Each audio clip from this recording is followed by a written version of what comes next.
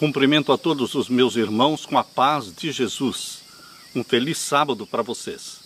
Seja bem-vindo a esta live do dia 30 de outubro. Antes de começar, vamos orar. Pai amado, Jesus querido, Santo Espírito, na Tua presença estamos, grande YHWH, Jeová, o Eterno, o grande eu sou. Aqui estou como Teu servo, buscando a unção do Espírito Santo sobre mim e sobre os meus irmãos, que o Senhor derrame o Espírito Santo sobre nós e nos prepare para a mensagem profética que o Senhor tem para nós. Ouve as orações, responde os pedidos e os anseios do Teu povo. É em nome de Jesus que pedimos. Amém. Queridos, sejam bem-vindos a esta live que Deus colocou na nossa mente. O tema de hoje é sacudidura. Você entende o que é a sacudidura? Eu convido você para abrir a sua Bíblia em Mateus capítulo 13. Abra sua Bíblia em Mateus capítulo 13. Vamos ler os versos 24 até o verso 30. Aqui diz: propôs-lhes outra parábola, dizendo: o reino dos céus é semelhante ao homem que semeia boa semente no seu campo. Mas dormindo os homens, veio o seu inimigo e semeou joio no meio do trigo e retirou-se. E quando a erva cresceu e frutificou, apareceu também o joio. E os servos do pai de família, indo ter com ele, disseram-lhe: Senhor, não semeaste tu no teu campo boa semente? Por que tem então joio? E ele lhes disse: um inimigo é quem fez isso. É Satanás quem espalha o joio. É Satanás quem planta o joio. No meio daqueles filhos sinceros de Deus que são batizados, em meio àqueles que vêm para a igreja de Deus, queridos, o Espírito Santo os traz. Mas existem também aqueles que Satanás traz. Satanás planta o joio no meio do povo de Deus para escândalo, para impedir o reavivamento da igreja. Um inimigo é quem fez isso, disse Jesus. E os servos lhe disseram: queres, pois, que vamos arrancá-lo? Porém ele lhes disse: não, para que ao colher o joio não arranqueis também o trigo com ele. Deixai crescer ambos juntos até a ceifa. E por ocasião da ceifa direi aos ceifeiros: colhei primeiro o joio e atai-o em molhos para o queimar, mas o trigo ajuntai-o no meu celeiro. O joio e o trigo permanecerão juntos até o final. Mas, queridos, nós não poderemos ficar olhando para o joio, tentando decifrar ou descobrir quem é joio, porque o joio é pegajoso. Quando você fica obcecado no joio, tentando descobrir quem é joio, você se torna joio. A nossa preocupação é contemplar Jesus. Nosso desejo é refletir o caráter de Jesus, buscar a santidade de Jesus. Agora abra sua Bíblia e leia comigo Mateus capítulo 13 e os versos 36 em diante. Então, tendo despedido a multidão, foi Jesus para casa. E chegaram ao pé dele os seus discípulos, dizendo: explica-nos a parábola do joio do campo. E ele, respondendo, disse-lhes: o que semeia a boa semente é o Filho do Homem. Jesus é quem semeia a boa semente, a palavra de Deus. Ele é o grande semeador de Deus. E agora o verso 38. O campo é o mundo. O campo é o mundo, meu querido irmão, mas o campo também é o seu coração. A semente semeada por Jesus cai na sua mente, no seu coração, e deve frutificar para a honra e glória de Deus. O campo é o mundo e a boa semente são os filhos do reino. E o joio são os filhos do maligno. O inimigo que o semeou é o diabo. E a ceifa é o fim do mundo. E os ceifeiros são os anjos. Assim como o joio é colhido e queimado no fogo, assim será na consumação deste mundo. Mandará o Filho do Homem os seus anjos, e eles colherão do seu reino tudo o que causa escândalo, e os que cometem iniquidade. E lançá-los-ão na fornalha de fogo, ali haverá pranto e ranger de dentes. Então os justos resplandecerão como o sol no reino do seu Pai. Quem tem ouvidos para ouvir, ouça. Você, meu querido irmão, foi chamado para ser trigo, o dourado trigo. Você foi escolhido para ser justo, e os justos resplandecerão como o sol no reino do nosso Pai. Aleluia! Agora eu convido você para ler comigo também Lucas capítulo 22. Abra sua Bíblia. Lucas capítulo 22, vamos ler os versos 31 e 32. Aqui nós lemos: Disse também o Senhor: Simão, Simão, eis que Satanás vos pediu para vos ir andar como trigo. Você está percebendo? Jesus está falando: eis que Satanás vos pediu para vos ir andar como trigo. Satanás tem que pedir permissão a Deus. Ele não pode agir do jeito que ele quer e quando ele quer. Ele é um poder vencido. A cabeça da serpente já foi esmagada por Jesus. É um poder derrotado. Por isso ele precisa ter a permissão divina para cirandar você, para peneirar a sua fé, para sacudir a sua vida. E por que Deus permite? Para o seu bem, para o nosso bem, para a nossa santificação, para que o caráter de Cristo se reflita em você e em mim. Deus permite a aprovação, Deus permite a sacudidura da igreja, a sacudidura da sua e da minha vida. Por isso, Jesus permitiu Satanás peneirar Pedro, para a conversão de Pedro. Por isso estamos lendo aqui Lucas 22, verso 31 em diante. Disse também o Senhor: Simão, Simão, eis que Satanás vos pediu para vos ir andar como trigo. Mas eu roguei por ti, disse Jesus, para que a tua fé não desfaleça. E tu, quando te converteres, confirma os teus irmãos. E ele disse: Senhor, estou pronto a ir contigo até a prisão e a morte. Mas ele disse: digo-te, Pedro, que não cantará hoje o galo antes que 3 vezes negues que me conheces. As palavras dirigidas por Jesus a Pedro revelam que Satanás não pode fazer o que bem entende. Ele tem que ter a permissão divina. E quando Deus permite, não devemos nos revoltar contra Deus, não devemos nos zangar, mas nós deveremos entender que Deus tem bons propósitos quando permite que as provações venham na nossa vida. Cada provação que chega até você, ela foi medida, ela foi pesada e então foi liberada. As provações não chegam até você do nada. Deus mediu, Deus pesou.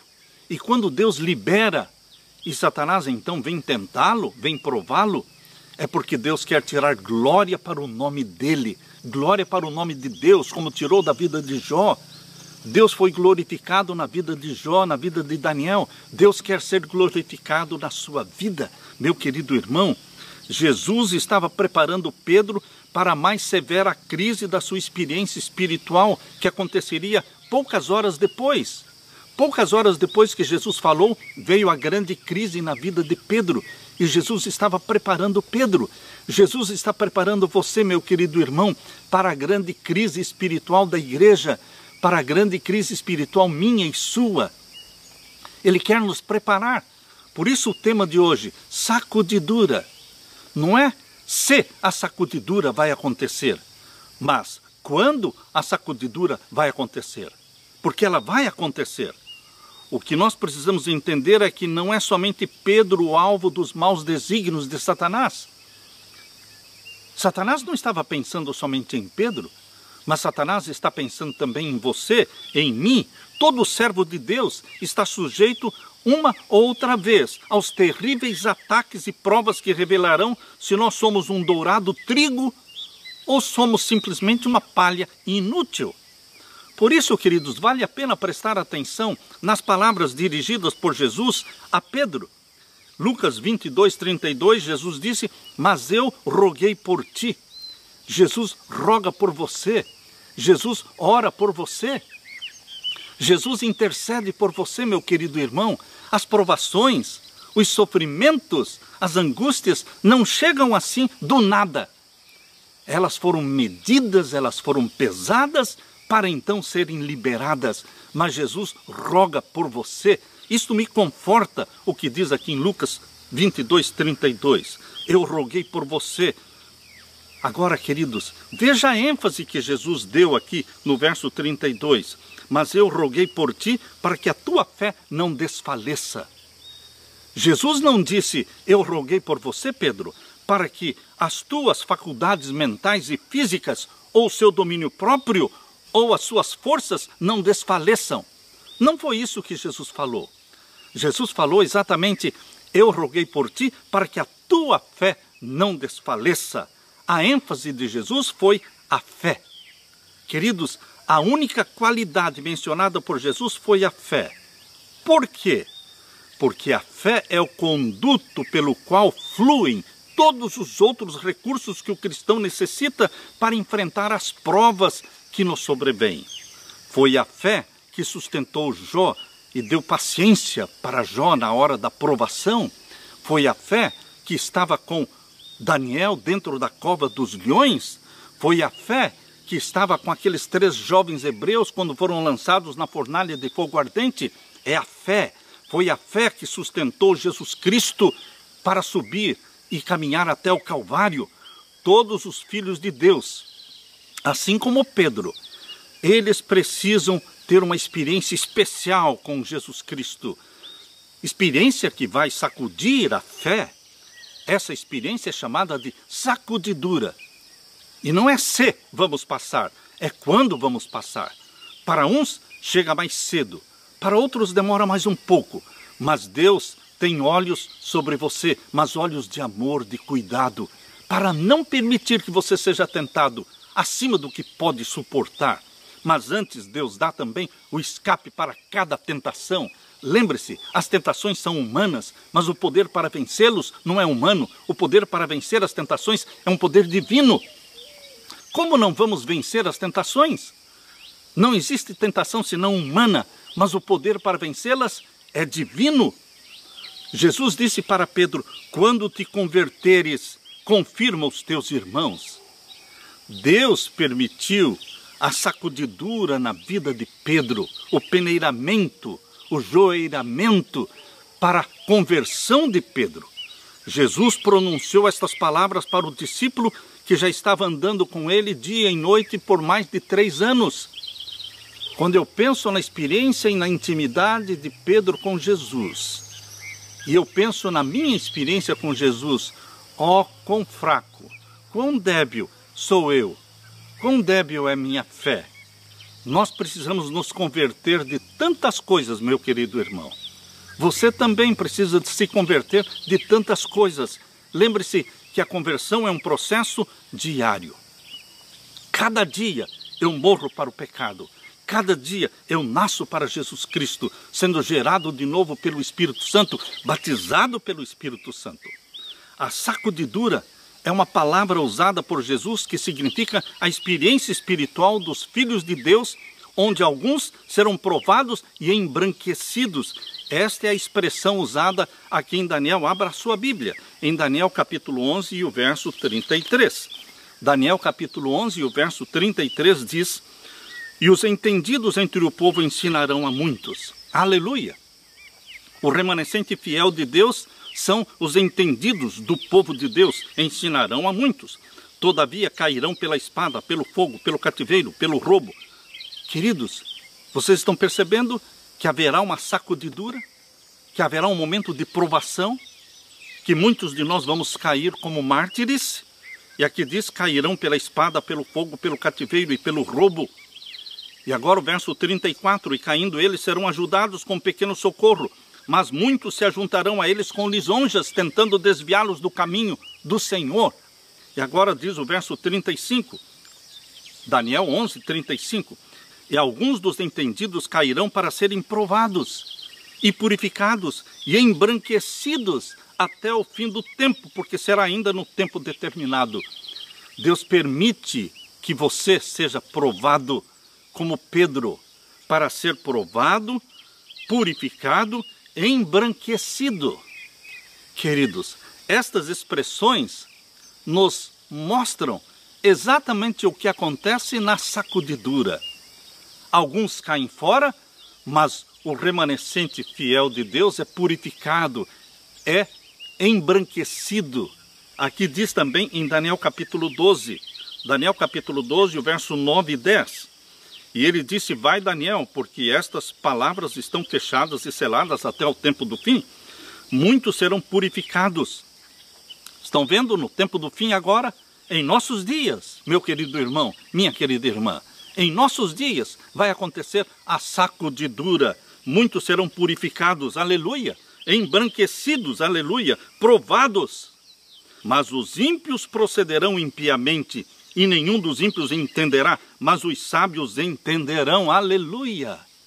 Por que os sábios, o remanescente fiel de Deus, entende as profecias, entende o tempo em que está vivendo? Porque eles foram gerados pelo Espírito Santo, eles foram batizados pelo Espírito Santo. A sacudidura, meu querido irmão, é o peneiramento que se faz dos grãos numa peneira. No peneiramento, os grãos quebrados caem entre os furos da peneira e a palha é soprada ao vento. Isso já está acontecendo agora, neste período chamado de angústia das nações. Você e eu estamos atravessando o período angústia das nações. Ainda não chegou a angústia qual nunca houve do povo de Deus, porque a lei dominical ainda não foi aprovada. Agora é o momento da angústia das nações, quando o terreno está sendo preparado para a aprovação da lei dominical. A sacudidura ocorre antes do fechamento da porta da graça. A sacudidura ocorre para purificar a igreja, para que o Espírito Santo seja derramado em forma de chuva serôdia sobre a igreja de Deus. O resultado da sacudidura será a purificação do povo de Deus, do remanescente fiel, para o recebimento da chuva serôdia do Espírito Santo. Mas, por outro lado, a sacudidura também provocará e resultará em apostasia de um grande número de membros da igreja. São dois lados. A sacudidura purifica uns para que eles brilhem com o caráter de Cristo, e a sacudidura também expulsa e lança fora muita palha inútil, um grande número de membros da igreja, que aparentavam ser cristãos convertidos, mas não eram. Alguns deles ocupam posições de liderança no povo de Deus, mas possuem uma experiência cristã superficial e, por isso, serão lançados fora. No livro Testemunhos, volume 4, página 41, diz assim: Deus está agora cirandando o seu povo, provando os seus propósitos ou motivos. Muitos serão apenas palha, não trigo, pois não haverá valor neles. Mas você, meu querido irmão, que está me ouvindo, você é trigo. Eu não estou pregando hoje para que você seja palha inútil. Deus colocou no meu coração esta mensagem para incentivá-lo, animá-lo, para que você creia que você é trigo. Trigo nas mãos de Jesus Cristo.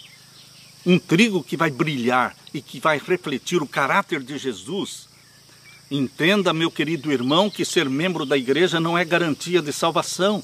Ser pastor não é garantia de salvação, pois até mesmo os pastores serão julgados com maior severidade. Em Tiago capítulo 3, verso 1. Vejam esta solene declaração que Deus fez. Vejam esta solene declaração. Nenhum entre 20 dos nomes que se acham registrados nos livros da igreja está preparado para finalizar a sua história terrestre. Nenhum em 20 dos que têm o seu nome registrado na igreja está preparado para finalizar sua história terrestre e estaria tão verdadeiramente sem Deus e sem esperança no mundo como pecador comum. Serviço Cristão, página 40 e 41. Nesse tempo de sacudidura, introduzir-se-ão divisões na igreja. A igreja estará dividida, a igreja está dividida nesse período de angústia das nações. Ainda nem chegou a angústia qual nunca houve do povo de Deus. Ainda estamos na angústia das nações e a igreja já está dividida. Dividida como? A maioria esmagadora dos membros, dos pastores da igreja, das uniões, das divisões, da conferência geral, é a favor da imposição imposta pela Organização Mundial da Saúde. Enquanto uma minoria se mantém firme e irredutível, não aceitarão nenhuma imposição da Organização Mundial da Saúde, não se dobrarão diante dessa imagem de ouro que foi levantada em nossos dias, como aconteceu lá em Daniel 3, com os 3 jovens hebreus. Queridos, a organização está se posicionando ao lado do ecumenismo, mas o remanescente fiel não é ecumênico, porque o ecumenismo leva todo mundo para Roma. A igreja está sendo dividida, mas, queridos, nós somos o remanescente fiel. Nós estamos no caminho estreito. Vejam como Satanás está dividindo o povo de Deus justo agora nos dias finais. O trigo e o joio crescerão juntos até a ceifa. Em 1887, Deus escreveu uma carta através da sua serva. Deus é o autor da carta, mas Deus escolheu a sua serva Ellen White para escrever esta mensagem. E ali diz: haverá uma sacudidura da peneira. No devido tempo, a palha precisa ser separada do trigo. Aqui fala no devido tempo, mas isso foi em 1887. O tempo chegou, meu irmão. Podemos dizer que a sacudidura já está ocorrendo. Por se multiplicar a iniquidade, o amor de muitos estará esfriando. A história da rebelião de Coré, Datã e Abirão, essa história deste trio rebelde e revoltado, essa história está se repetindo e continuará a se repetir até o fim do tempo. Quem estará ao lado do Senhor? Quem assumirá o lado do Senhor? E quem será enganado, tornando-se também, por sua vez, um enganador? O Senhor Jesus virá em breve, meu querido irmão. Em todas as igrejas por onde passamos, está ocorrendo um processo de peneiramento, sacudidura, pois entre nós existem homens perversos que não amam a verdade nem honram a Deus. Estamos no tempo da sacudidura, tempo em que cada coisa que pode ser sacudida, será sacudida. Isto está no Testemunhos Seletos, volume 2, página 547 e 548. Estamos no tempo em que tudo que pode ser sacudido, será sacudido. E o Senhor não desculpará os que conhecem a verdade, se não obedecem os seus mandamentos por palavra e ação. Deus não está falando do ignorante, mas daqueles que conhecem a verdade e não a praticam. Quais são as causas da sacudidura? Queridos, por causa do descuido e indiferença, muitos vão apostatar. Os descuidosos e indiferentes que não se preocupam em romper com os pecados acariciados, que não decidem parar de pecar os pecados que o Espírito Santo já os convenceu deles, esses não suportarão a prova. Você quer continuar pecando seus pecados acariciados até a volta de Jesus? Não, meu querido irmão. Você quer a santidade de Jesus? Você quer que o Espírito Santo escreva na sua testa: santidade ao Senhor. Muitos serão deixados para trás em trevas, e em seu lugar Deus colocará, Deus preencherá este lugar abandonado por muitos que apostatarão. Esses lugares serão preenchidos por aqueles que ouviram a verdade pela primeira vez e são sinceros em abraçá-la. Queridos, outro motivo da sacudidura é a perseguição que resultará da lei dominical. Não vai longe o tempo em que a prova sobrevirá a toda a alma. A marca da besta nos será recomendada com insistência. Os que passo a passo cederem às exigências do mundo e se sujeitarem aos costumes mundanos, não acharão difícil se submeter aos poderes dominantes, de preferência a expor-se aos escárnios, expor-se aos insultos, ameaças de prisão e morte. O conflito é entre os mandamentos de Deus e os mandamentos dos homens. Nesse tempo, o ouro será separado da escória da igreja. Testemunhos para a Igreja, volume 5, página 81. Queridos, na ausência da perseguição, tem entrado para dentro da igreja homens que parecem sãos, de inquestionável cristianismo, mas que, caso surgisse a perseguição, sairiam de nós. Quando a lei de Deus for anulada, sua igreja será peneirada por provas terríveis e uma proporção maior do que agora podemos prever, dará ouvidos a espíritos enganadores e doutrinas de demônios. Queridos, a rejeição da mensagem de Deus para a Laodiceia é causa da sacudidura e apostasia. O que diz a mensagem de Deus à Laodiceia? Apocalipse capítulo 3, verso 16 diz: porque és morno, e porque não és frio e nem quente, vomitar-te-ei da minha boca. Crentes superficiais renunciarão à fé. A classe dos superficiais, conservadores, cuja influência tem retardado decididamente o progresso da obra, renunciará à fé. Satanás trabalha com toda a sua magistral capacidade para introduzir fanatismo de um lado e frio formalismo de outro lado, para que ele possa ceifar uma colheita de almas. Os que tiveram privilégios e oportunidades para tornar-se versados na verdade, mas continuam a se opor à obra que Deus quer que seja realizada, estes serão finalmente expurgados, pois o Senhor não aceita o serviço daqueles cujo interesse é dividido. Queridos, outra causa para a sacudidura e apostasia é o conhecimento superficial. O conhecimento superficial levará muitos a abraçarem falsas doutrinas. Satanás levará milhares a descrer da divindade de Jesus Cristo, da divindade do Espírito Santo. A divindade é Pai, Filho e Espírito Santo. Como é que o Filho de Deus não é Deus? Como é que o Espírito da divindade, chamado na palavra de Deus o Espírito Santo, como não é divino? Queridos, a família divina se revela a você como Pai, Filho e Espírito Santo, sem discussão, sem polêmica, sem querer explicar aquilo que não tem explicação, porque a nossa mente é finita e pecadora, mas cremos sim. Não precisamos entender para crer, mas nós cremos, e porque cremos um dia vamos entender, porque estaremos no céu, abraçados ao nosso Pai, abraçados ao nosso querido Salvador Jesus Cristo. Jesus representou o Pai diante da humanidade. O Espírito Santo representa Jesus diante da humanidade. Queridos, os que criam polêmica em torno da natureza de Deus, a natureza do Espírito Santo, serão desviados assim como John Harvey Kellogg. John Harvey Kellogg criou uma polêmica em torno de Deus, a natureza divina. Escreveu um livro que foi condenado por Deus, o Templo Vivo. Queridos, isso fez parte da apostasia alfa. E agora virá a apostasia ômega. Mas você, meu querido irmão, não é joio, você não é palha inútil, você é trigo de Deus. Confesse os seus pecados e busque o batismo do Espírito Santo cada dia. Entre nós há os que, como Acã, farão confissões quando será tarde demais para fazer confissões.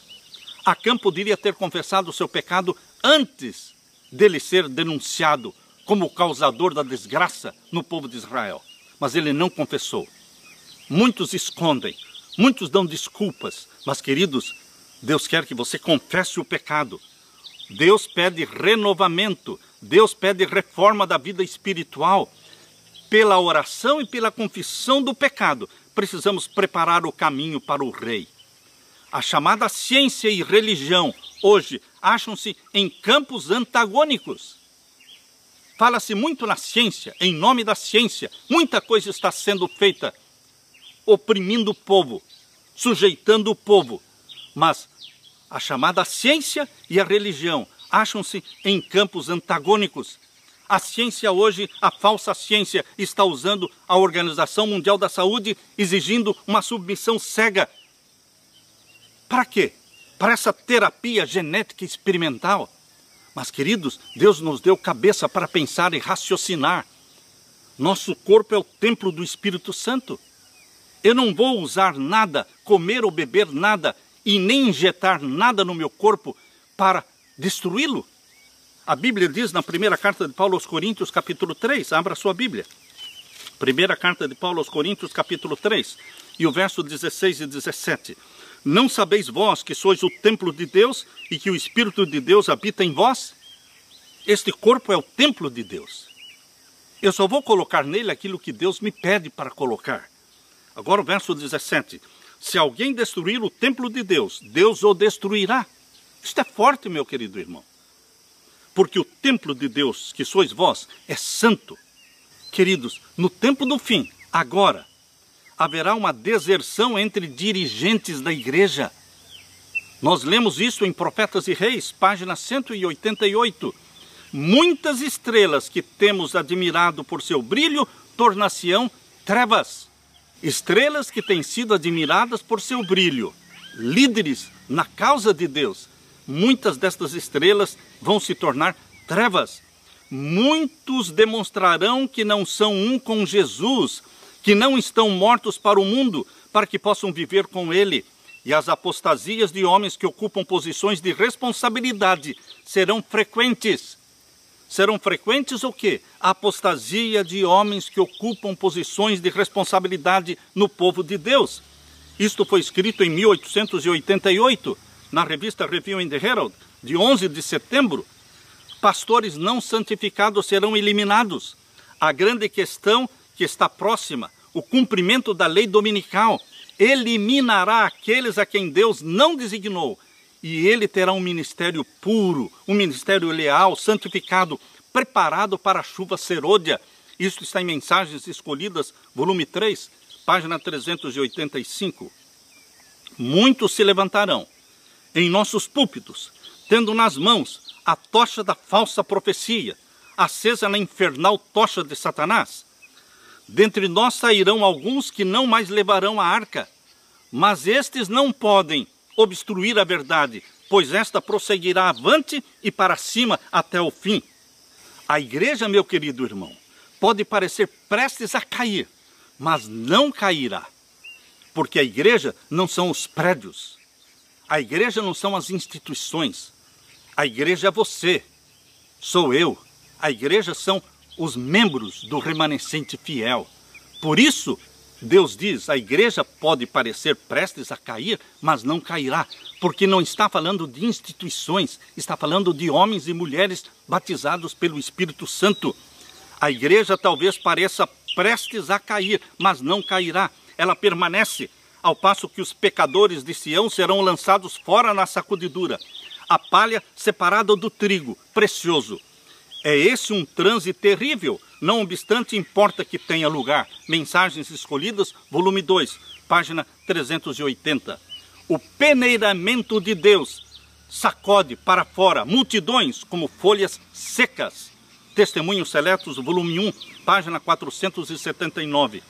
Ao aproximar-se a tempestade, uma classe numerosa que tem professado fé na mensagem do terceiro anjo, mas não tem sido santificada pela obediência à verdade, abandona sua posição, passando para as fileiras do adversário, o grande conflito, página 608.